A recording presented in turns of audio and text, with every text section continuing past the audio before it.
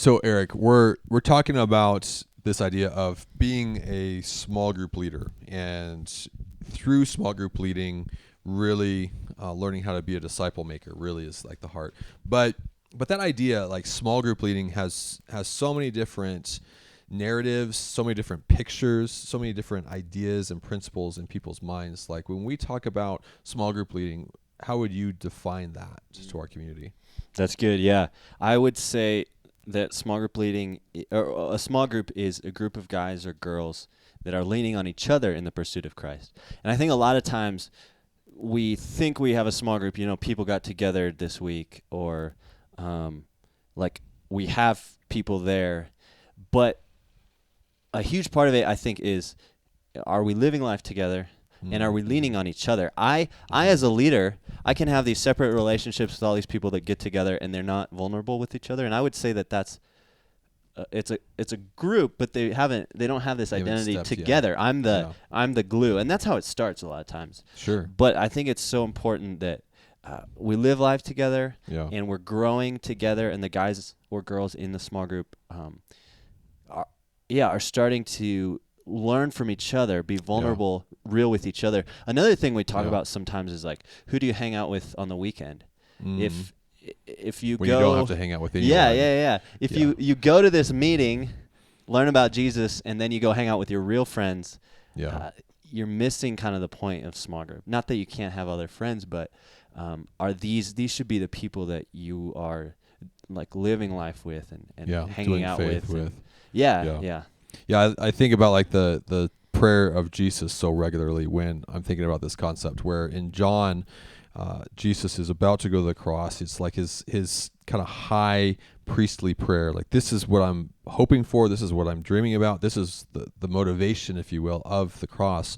And he says, may they, being the followers that would come after his disciples, like really us, literally.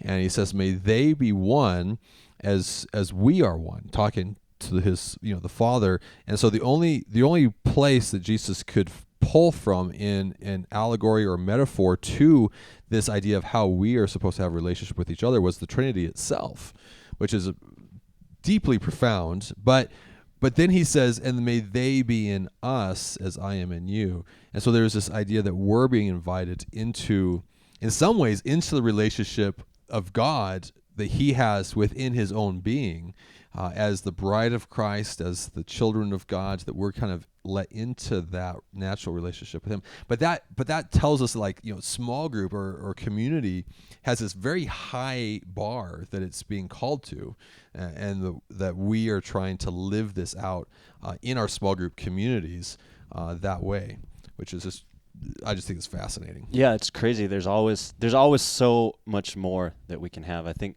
it's easy to be like, man, I got 3 weeks in a row, I had these 4 guys there, and right. Like that is a win. Like that's a wonderful win, but like there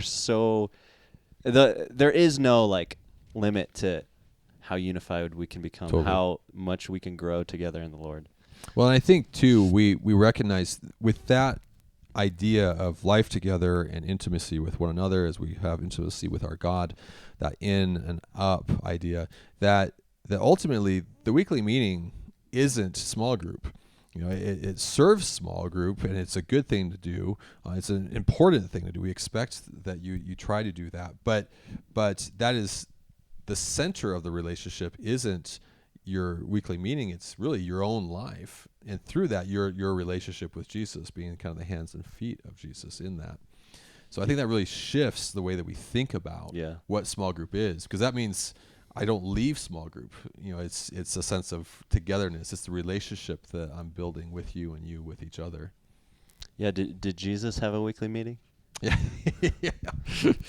He may have gone to synagogue once a week, but he was sure doing a whole lot more with his disciples than just that.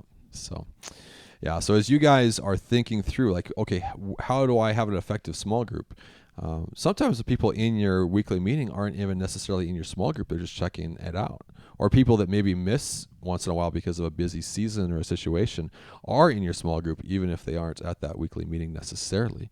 But that community, the group of people that are in love with each other as they're learning to love God and lean on each other in that pursuit, is really the definition of small groups. So learn to invite people into your life, not into just the weekly meeting.